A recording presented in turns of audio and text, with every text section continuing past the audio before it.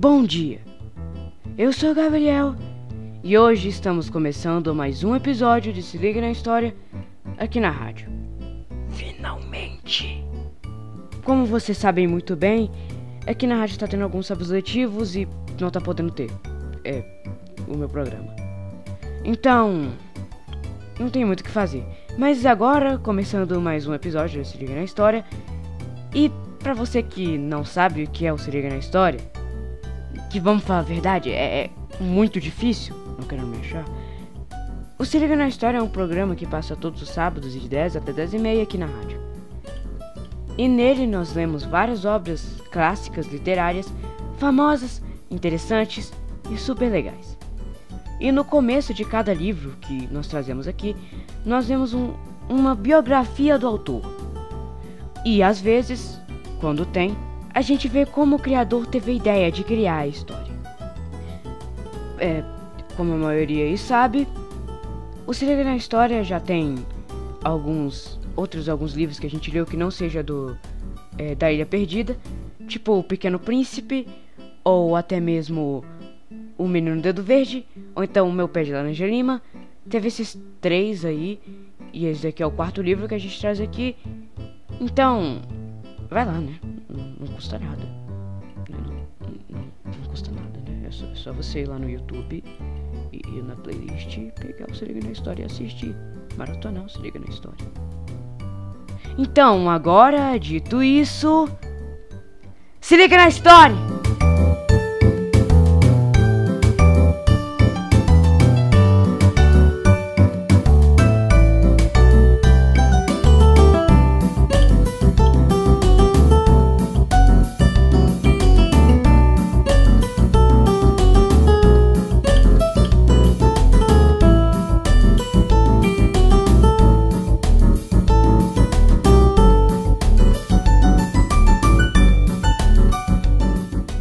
A Ilha Perdida. Parte 7. Henrique continua prisioneiro. Continuação. Meu anzol se quebrou. Você é capaz de voltar sozinho à gruta e trazer mais anzóis? Eles estão dentro de uma cestinha. Henrique confirmou que sim com a cabeça. Simão explicou bem o caminho. Ele levantou-se e foi. Caminhou em direção à caverna, com uma ideia fixa na cabeça. Fugir. Quando poderia encontrar melhor ocasião do que aquela? Nem o papagaio Boni, nem o veado Lucas, nem os micos careteiros, nem a oncinha. Ninguém estava a segui-lo. Resolveu ir diretamente à caverna. Quem sabe Simão o estava seguindo? Lá arranjaram alguma coisa para comer no caminho. E tomaram outro rumo. Sabia de que lado deveria seguir. Ele sabia qual lado era a prainha. Tinha certeza de que a encontraria. Levaria também a machadinha de pedra que vira pendurada na parede da gruta. Simão tinha várias iguais daquelas. Ele nem ao menos ia perceber. Animado com essa ideia, dirigiu-se lentamente e diretamente à caverna. De quando em quando, parara para escutar se alguém estava acompanhando. Não percebeu nada. Nas proximidades da gruta, parou outra vez. Só silêncio. Contornou a caverna, passou pelo lago onde tomava banho e viu a tartaruga deitada na margem. Ela nem ao menos olhou. Com o coração batendo fortemente, Henrique subiu a escadinha de cipó e espreitou para dentro da caverna. Viu a coruja cochilando num pau que fora posto lá para ela e o morcego, dormindo profundamente, pendurado no teto. Sem perder tempo, ele vestiu o paletó que estava indo num canto, pois desde que chegara, não usara mais. Encheu os bolsos de ameixas. Bebeu a bebida que Simão fazia de frutas fermentadas e dizia que era fortificante. Tomou a machadinha e amarrou-a na cintura. Pegou também uma vasilha de madeira que servia para carregar água. Olhou à volta como se despedisse e saiu sorrateiramente. Desceu a escada olhando para os lados e tomou o rumo da floresta. Foi andando na direção onde devia ficar a prainha. Mas tinha um medo louco de se enganar. De vez em quando tirava uma ameixa amarela do bolso e comia. Foi andando. Estaria certo? Reparou que o sol estava bem em cima da sua cabeça. Devia ser meio-dia. Aprendera com Simão. Ele aprendeu a conhecer as horas pelo rumo do sol. Sentiu que o solo estava muito úmido. Na véspera havia chovido. De repente, escorregou. E para não cair, segurou-se a uma planta que havia ao lado. Foi como se recebesse golpes ou navalhadas nas mãos. Ficou muito ferido. Que planta era aquela? Nunca encontrara coisa semelhante. Parou um pouco para descansar. Estava suando, pois já se habituara a não usar paletó. Agora estranhava o calor e o peso nas costas. Tomou uns goles de água e comeu ameixas. Encostado no tronco de uma árvore, viu as mãos cheias de sinais vermelhos e doloridos. Parecia ter recebido navalhada de verdade. Nesse instante, ouviu um grito. Não percebeu se era de papagaio ou de outro animal, qualquer outro. Outro grito. Respondeu mais perto. Seu coração deu um salto. Estavam à sua procura. Simão contara uma vez que havia uma espécie de telegrafia sem fio na ilha. Um animal avisava a outro do perigo, qualquer ele que fosse, e todos se preveniam.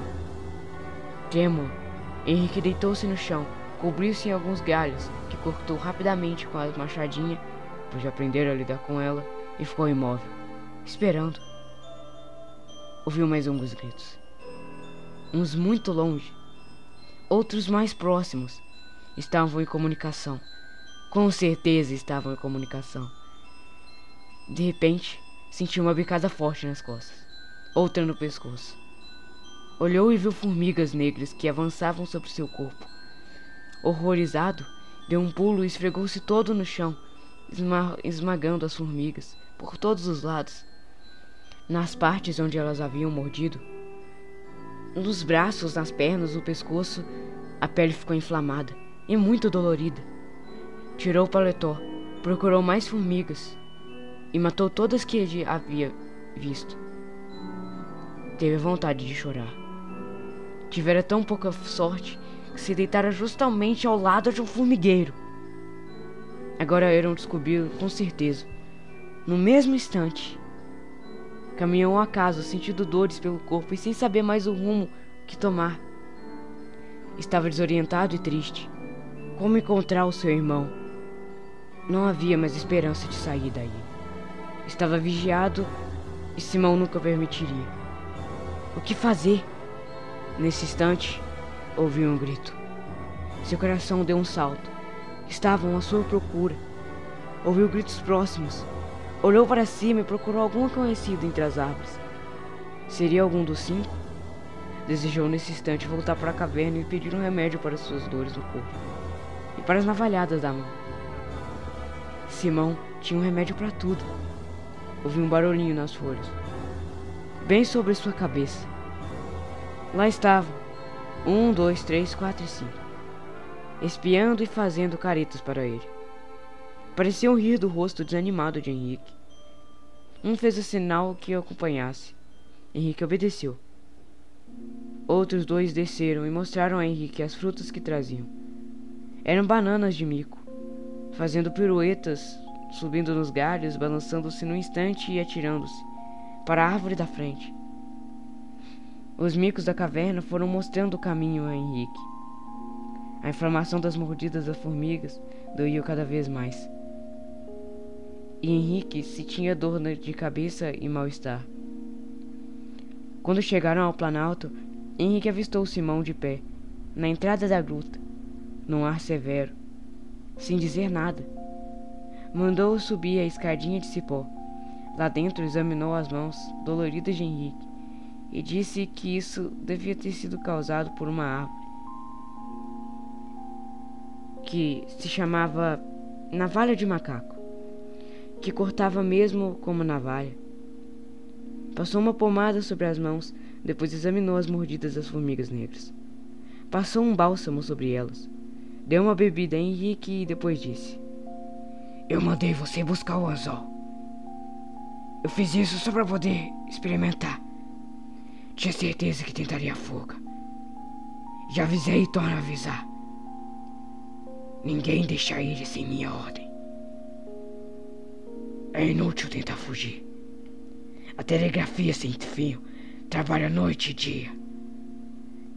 É totalmente inútil qualquer tentativa de iludi-la.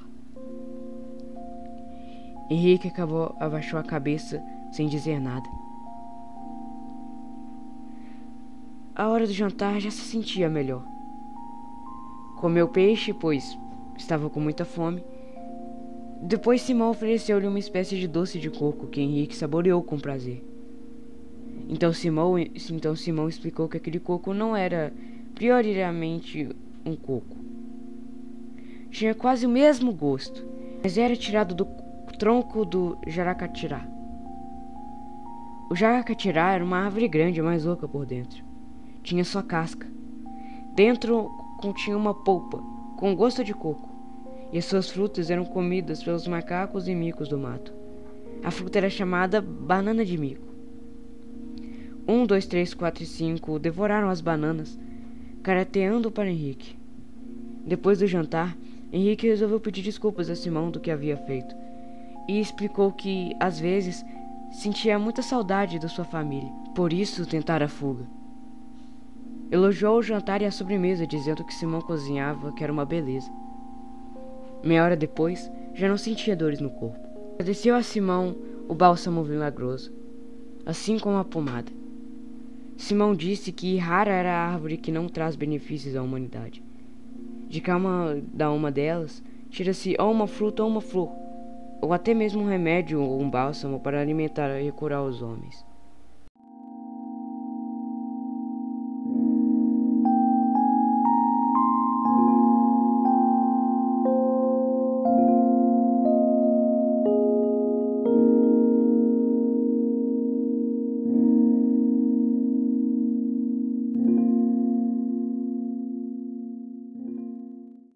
Uma vida perdida na árvore. Simão costumava destinar cada dia da semana à realização de uma determinada tarefa. O dia seguinte ao da tentativa de fuga de Henrique era de tecer. Simão tecia uma espécie de sandálias feitas com cipó imbé, maleável como o couro.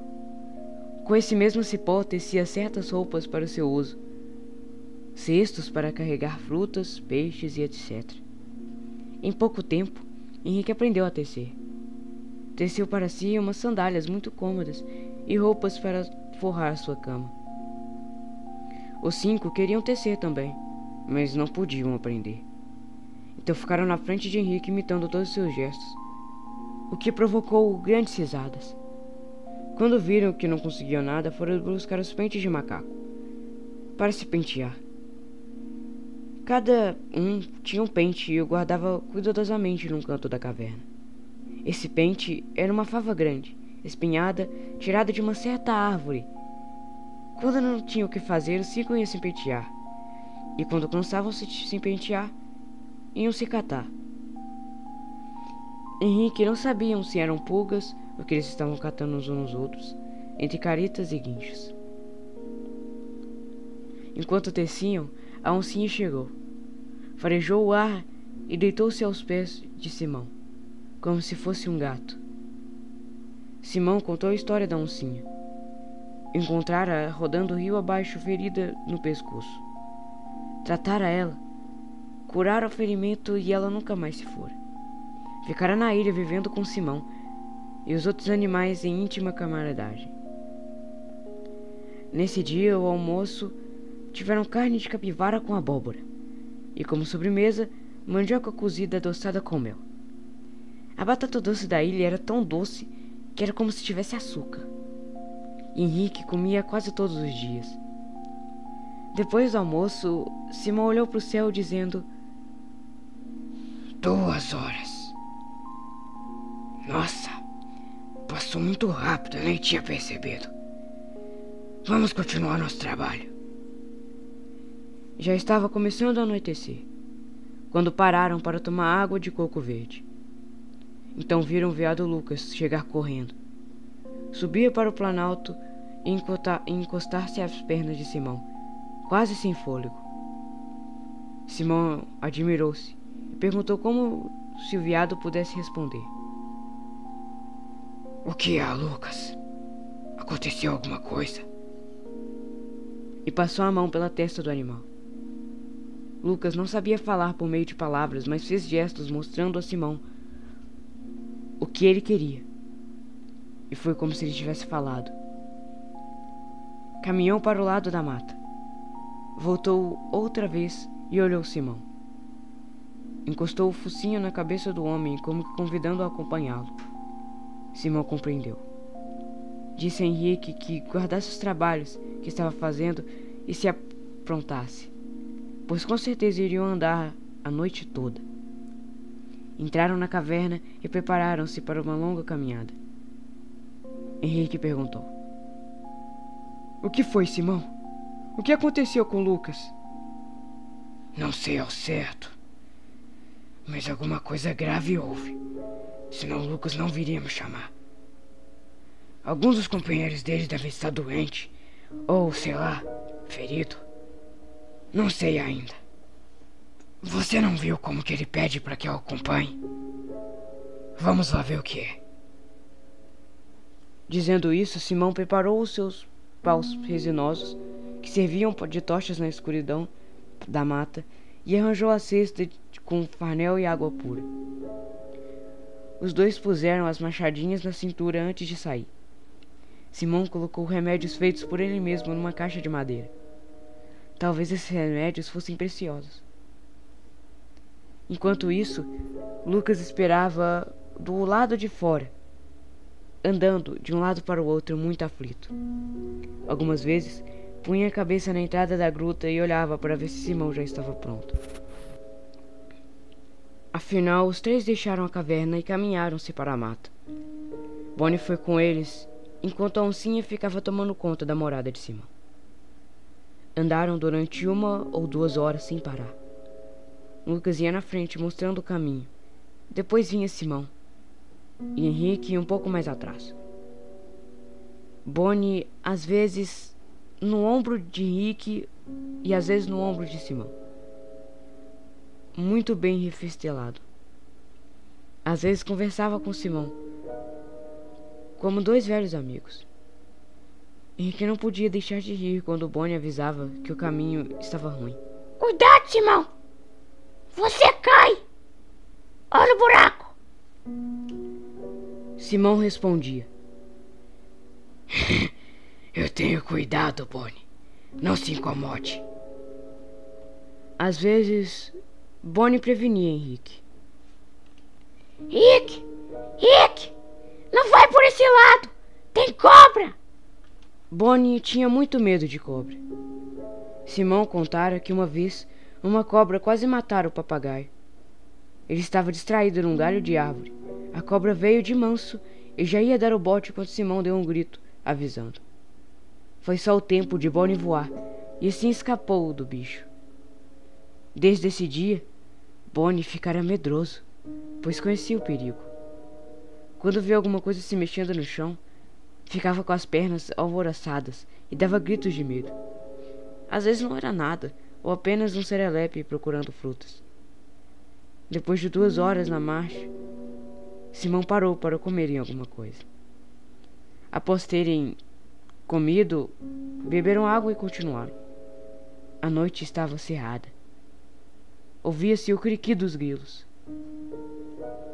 Um ou outro grito de um animal vindo da folhagem mais fechada. De repente, Lucas parou, farejando o ar. Olhou para a direita e a esquerda, com ar receoso.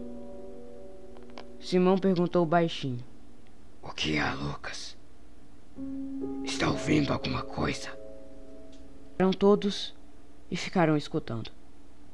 Não se ouvia nada, mas Simão percebeu que o veado estava com medo. Resolveu acender uma tocha e procurar o que estava assustando o Lucas. Viu sem fazer o menor ruído a caixa de madeira onde guardava os remédios e também os pauzinhos, que ele chamava de fósforo. Eram uns paus bem pequenos, e tão secos que ao esfregar com força um no outro, pegavam fogo sem demora. Aliás, Simão estava tão perito nisso que num instante aparecia uma faísca, como se fosse mesmo um fósforo que se acendesse. Como Simão era um homem imprevidente e sabia que não tinha outros recursos senão os que ele mesmo arranjava, trazia sempre uma brasa na sua caixinha. No instante, apareceu uma luzinha. Simão acendeu uma das tochas que Henrique levava entre as mãos. Olharam à volta, examinando o lugar onde estavam. Era mato cerrado e úmido. Havia cipós trançados entre uma árvore e outra. Os olhos de Lucas estavam assustados e fixos no cipó. Bonnie ficou com as penas assanhadas e com os olhinhos redondos procurava alguma coisa no chão. Seriam os cipós que tinham assustado Lucas? Simão levantou a machadinha e ia cortar o cipó mais grosso que havia na sua frente, quando ouviu um grito aflito de Bonnie. Bonnie estava no ombro de Henrique e gritara de medo. Simão ficou parado com a machadinha no ar e procurou-o. Este tremia encostado a um tronco de árvore. Henrique, com a tocha acima da cabeça, iluminava a cena e disse baixinho a Simão que não vira nada, a não ser os cipós trançados acima da cabeça dos companheiros. O que seria? A resina da tocha crepitava de leve. Não havia vento nesse lugar. E tudo estava parado, imóvel. Até a chama da tocha no chão não se movia. Simão levantou novamente os braços e deu a machadada nos cipós.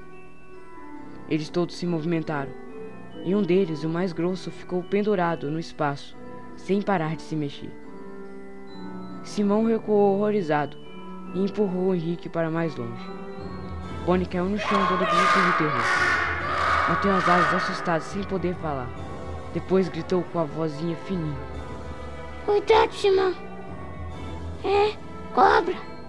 E desta vez, era mesmo. Na frente deles, dependurada pela cauda, uma cobra enorme, cor de cipó, procurava dar o bote. O que Simão e Henrique julgavam ser cipó era cobra. Ela fora ferida e, desesperada, procurava morder os que estavam mais próximos. Todos recuaram, mas Simão voltou com a machadinha e deu-lhe outro golpe. Ela foi cortada no meio. Caiu no chão em 2 pedaços, que ainda ficaram fazendo movimentos. Lucas, que havia recuado, voltou para olhar, ainda trêmulo de susto. Bonnie, quase morto de medo, fechava os olhos com força, sem coragem de olhar. Simão apenas disse: Vamos continuar a marcha. Pra frente, Lucas. Henrique assistira a toda a cena e admirara muito a coragem de Simão, mas não disse nada e continuou a andar atrás dele. E agora com a tocha acesa para iluminar a mata. Mais adiante falou: Simão, você não tem medo de nada. Admiro muito a sua coragem. Eu não seria capaz de fazer o que você fez. Simão sorriu e respondeu: O que eu havia de fazer? Sair correndo e deixar a cobra venenosa no meio dos cipós? A gente às vezes aprende a ser valente. Henrique respondeu: Não creio que você aprendeu. Nasceu valente. Eu queria ser assim. Se você vivesse sempre na mata, seria assim. Caminharam mais 2 horas. Afinal, pararam para tomar água numa gruta. Desceram cautelosamente por trás de uma grande pedra e chegaram a uma nascente que havia lá embaixo. Entre as avencas e samambaias estava lá. Beberam água puríssima e Henrique disse: Nossa, tá tão fria que parece congelada. Bonnie também quis beber, mas não achou graça. Lucas bebeu em grandes goles. Subiram novamente o caminho que estava bem trilhado por animais que costumavam ir beber na nascente. Henrique sentia-se cansado e de novo com fome, mas não se queixava para não interromper a marcha. Chegaram afinal a um lugar muito limpo no meio da floresta. Ali não havia cipós, nem folhagem cerrada. Divisavam-se longe, através dos troncos das árvores. Era um bosque de pinheiros, com o chão forrado de folhas secas. Havia entre as árvores uma plantinha rasteira, que dava uma florzinha azul muito mimosa. Viram então uma cena que Henrique jamais pôde esquecer. 2 veados grandes rodeavam uma veadinha ferida na cabeça. Lucas, que caminhava sempre na frente, deu 2 pulos e aproximou-se do grupo. Parecia querer mostrar a Simão do que ele havia de fazer. Simão olhou a veadinha e pediu a Henrique para iluminar o lugar com a tocha. Acendeu outra tocha que ele mesmo colocou no chão e, ajoelhando-se ao lado do animal, começou a examinar a ferida. Era um ferimento de bala no meio da cabeça. Não havia salvação. A veadinha ia morrer. O sangue escorria sem parar. Simão abriu a caixa de madeira, tirou o bálsamo e derramou sobre o ferimento. Depois procurou extrair a bala, mas não a encontrou, pois o ferimento era muito profundo. Ficou amparando a cabeça do animal agonizante. Olhou os veados que pareciam os pais da veadinha e viu lágrimas nos olhos deles. Lucas também chorara. Eram lágrimas verdadeiras. Lágrimas de verdade que escorriam sobre os olhos de Lucas.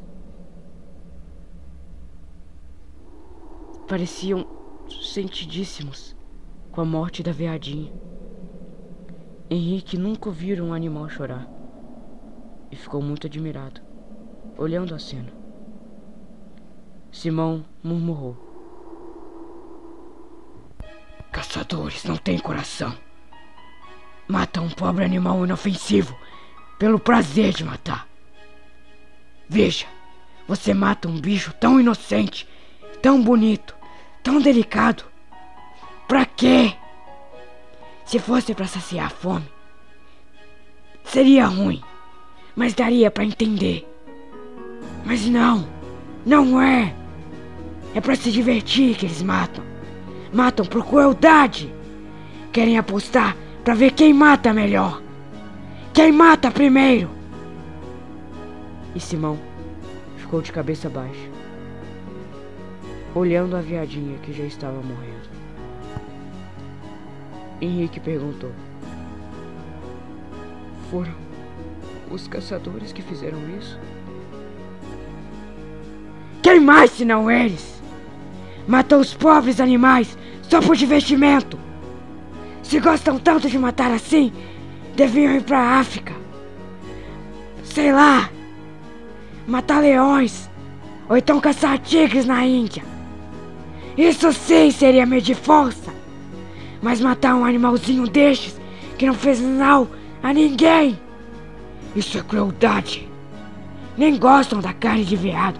Acham muito seca, é amarga, dão pros cães. Mas matam sempre.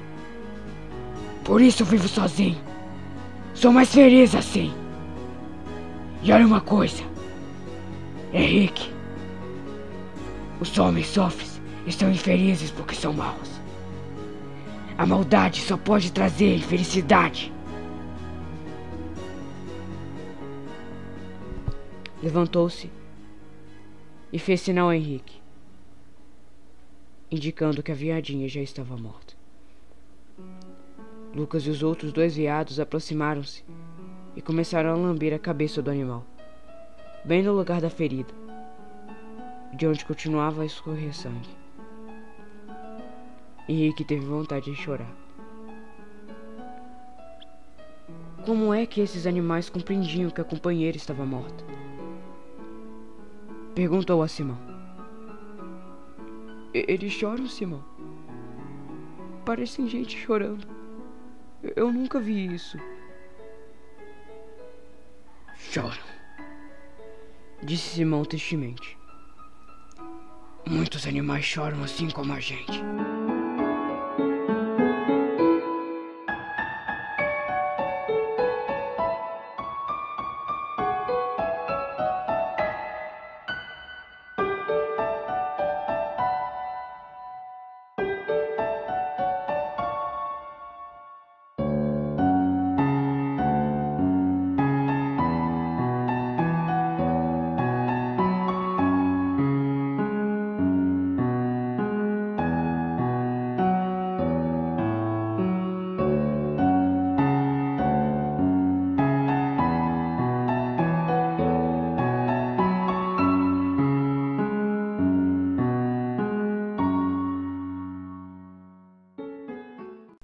Bem, e por hoje é só.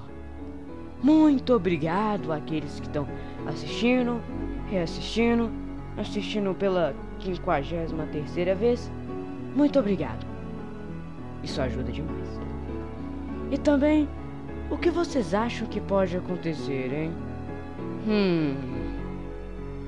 Vocês acham que Henrique vai finalmente sair da ilha? O que vocês acham que vai acontecer com o Lucas a partir desse capítulo? Vocês acham que eles vão finalmente se encontrar? E também, o que vocês acham que está acontecendo com o Eduardo? Veja isso, provavelmente, no próximo episódio de A Ilha Perdida. E é só isso. Então verdade, né? Agora eu gostaria de pedir uma coisa que eu normalmente não peço. É bem raro, na verdade, eu pedir aqui. É uma coisa que, assim, é rara. Vai lá na rádio. É literalmente você só ir no Google e digitar www.radioveloci.com. Bem, agora, dito isso, tchau! E até o próximo programa!